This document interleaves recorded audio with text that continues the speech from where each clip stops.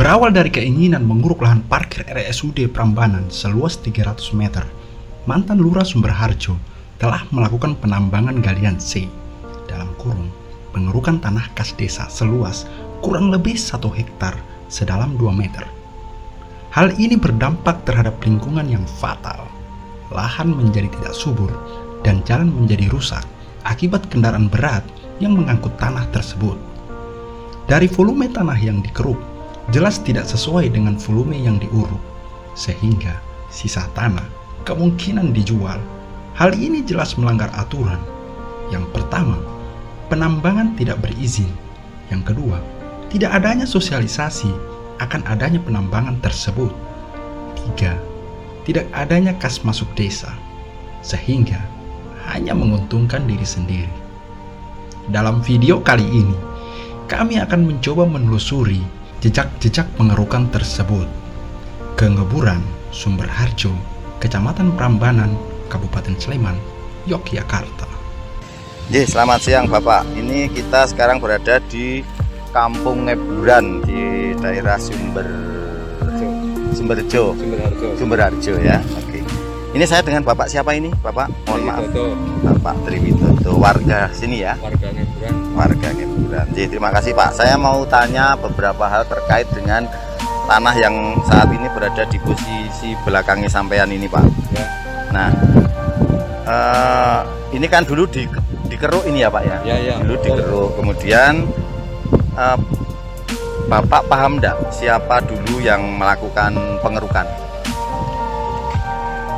Pengerukannya waktu itu yang jelas dari kelurahan gitu aja. Dari kelurahan. Dari kelurahan Sumberharjo. Oh ya.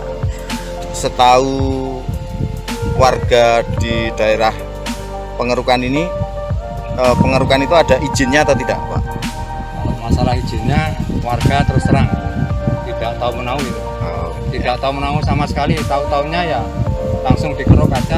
Nah, kemudian dampak pengerukan ini Pak, ini yang bisa dirasakan oleh warga sekitar, dampaknya seperti apa? Apakah dampak itu bisa membuat lebih baik atau seperti apa? Coba tolong diceritakan Bapak. Dampaknya ya lihat sendiri saja nih, langsung dilihat saja dampaknya. Ya. Kalau saya tidak bisa menjelaskan dampaknya dari mana ini. Yang ini dari Sumberharjo yang setelah dikeruk, yang sana perbatasan dengan wilayah Madurjo, dampaknya yang sekitar sana tidak terlihat dengan secara terbuka nih. Dampak pengerukannya. Berapa keluasannya ini Pak kira-kira pengerukan? Kemudian dikeruk berapa dalamnya? Luas itu lebar sampai sana itu. Kalau kedalamannya ya kurang lebih 2 meteran. Kurang lebih 2 meter ke sana itu. Coba kita lihat ke sana ya Pak ya.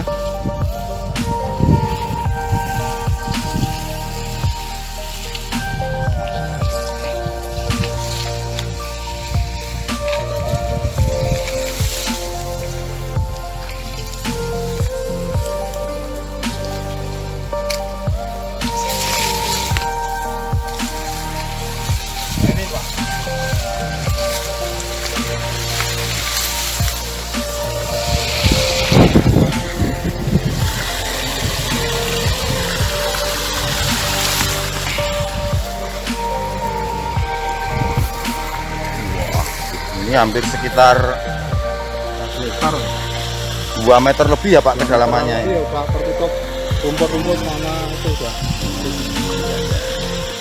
Kemudian dulu ini material yang diambil dari sini dikeruk ini dipindah kemana ini Pak?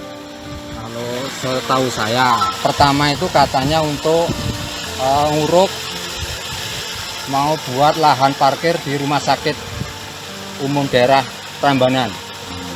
Tahu saya itu, tapi yang lain-lainnya tidak tahu menahu. Yang selebar ini kalau buat uruk di rumah sakit sudah turah, itu sudah sisa banyak sana atau bawa uruk ke semua ini mah. Nggak tahu yang lainnya sampai kemana, ditaruh di mana, nggak tahu, warga juga nggak tahu. Kemudian ini kompensasi yang diberikan kepada warga apa Pak? Kan tentunya ini banyak ada akses jalan yang rusak atau apa, itu seperti apa Pak? Bisa diceritakan sedikit. Setelah ini dari ini yang mau dijanjikan mau dibuat, ini mau dikeruk, ini setelah mau dikeruk, ini terus setelah dikeruk ini mau dibuat talut baru sana, Ya. pengerukan jalan talut, dan mau dibuat talut secara permanen, dan sampai ini perbatasan ini juga. Karena ini bahaya kalau tidak ada pembuatan talut secara khusus, ini bisa-bisa nanti erupsi ke sana. Jadi sini malah tidak pembuangan air dari areal Madu ini menujunya ke sana, tidak langsung ke sungai, malah ke sawah-sawah ini yang tujuannya semula perikanan dan pertanian itu. Tapi ini talutnya terwujud enggak, Pak? Oh, enggak sama sekali, belum terrealisasi. Pengerukannya aja belum. Pendekatannya dari oknum juga belum ada. Kemudian sama terkait dengan kerusakan jalan, Pak, barangkali paham dulu kira-kira. kalau kerusakan jalan itu katanya mau dijanjikan itu dulu mau pernah dikasihkan kompensasi antara 7 sampai 10 itu. Sudah. Tapi belum terlaksana. Memang sudah ada sedikit, yaitu kira-kira 4 juta atau 5 juta itu waktu itu, dan udah untuk membangun yang di sebelah barat jembatan sebelah timur Kampung Eburan, karena itu waktu dapat dana desa ternyata dilaksanakan kurang. Nah, terus ngambil uang kompensasi itu untuk meneruskan jalan yang di sebelah timur Kampung Eburan, di sebelah barat jembatan itu antara perbatasan Pedukuhan Eburan dan Pedukuhan Bendungan, dan itu pun terpaksa harus diambilkan uang kompensasi karena itu jelas-jelas kurang. Daripada kurang di mana-mana kurang, lebih baik kurang satu tempat yang masih bisa untuk jalan. Dan untuk kampung sebelah timur Kampung Eburan itu kalau tidak dibetulin dulu nanti jembatannya yang malah ikut roboh. Sebelum pengerukan terhadap objek yang ada di desa di Kampung Eburan ini, Bapak, itu pernah tidak ada sosialisasi dari pihak-pihak terkait itu yang sifatnya legal? Misalnya di situ ada undangan, ada instansi yang berhak mensosialisasikan, kemudian atau ada foto-fotonya gitu, barangkali bisa dijelaskan, atau kemutan atau enggak, ingat atau enggak? Kayaknya tidak ada sama sekali itu. Tidak ada ya, Mbak ya? Tidak ada sama sekali itu, Mbak, undangan ya? Nggak ada. Oh, nggak ada itu. Belum pernah Masalah itu nggak ada. Tiba-tiba datang langsung Dikeruk gitu aja ya? Dikeruk gitu aja. Terus sampai selesai itu juga tidak ada rembuk sama sekali. Lah ini tanah yang dikeruk ini tanah kepemilikannya siapa ini, Pak? Tanah kepemilikan Plungguh Lurah. Plungguh Lurah itu. Ya. Pada waktu pengerukan itu ya, Pak ya? Iya, Pak. Jabat pengeruk, pas terjadi pengerukan itu. Nah, ini jalan yang belum sempat diperbaiki sama pengeruk tanah itu, dan juga talut ini yang mau dijanjikan mau dibuat talut sepanjang ini juga belum terlaksana. Sampai saat ini juga belum terlaksana, dan ini sampai sepanjang itu sampai perempatan juga belum terlaksana, dan itu mungkin efeknya ke sana atau ke Madu atau ada perbaikan jalan atau enggak. Yang ini paling pokok parahnya di sini jalan sama ini talut ini yang efek dampak ini kalau tidak dipelihara sama yang pemilik sawah, lahan sawah sebelah baratnya itu, ini pertama kali yang mau erupsi dan longsor, dan ini dampaknya jalan bisa-bisa nanti terkikis dan juga longsor. Dan ini juga talut ini malah bantuan dari pemerintah saat gempa ini. Talut ini PMPM dari waktu gempa, rekompak itu. Nah, ini rekompak waktu dibangun waktu itu. Bukan dari kelurahan, Pak? Bukan dari kelurahan, ini rekompak ini. Memang jalurnya dari kelurahan juga, panitia. Pokoknya ini sampai sana dampak kerusakannya lebih fatal sana itu. Sana tanah air tidak bisa mengalir sampai ke induknya, tapi malah ke sawah-sawah yang itu, yang dikeruk dulu itu.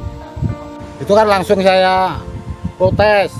Pokoknya kalau nggak mau ini ngasih saluran 1 meter sama tanggulan 1 meter, sudah stop aja berikutnya. gitu. Itu waktunya kurang lebih jam 2 sore. Nah, itu kan paginya saya lewat sini kok sudah dikasih patok. Itu tanpa pemberitahuan ya? Enggak, Tiba-tiba patok gitu? enggak, itu patok kan saya sudah punya permintaan. Hmm. Tapi dari pihak Bego enggak memberitahu sebelumnya. Ini saya dengan Bapak siapa, Pak? Pak Suyanto. Pak Suyanto. Pak Suyanto yang pemilik tanah yang sebelah mana? Tapi itu masuk wilayah di Madurjo. Madurjo ya, Pak? Tidak masuk di wilayah ini, tapi terdampak langsung ya, Pak? Ya langsung kalau ini. ya. Lebih-lebih kalau boykotnya sampai sini. Paling enggak habis kan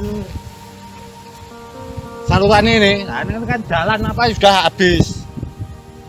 Makanya saya stop kalau dulu saya minta 5 meter dari bibir kali ini sampai sana. Ya. Itu kan dalam itu aku ditambah uruk, tapi kena air hujan kan erosi.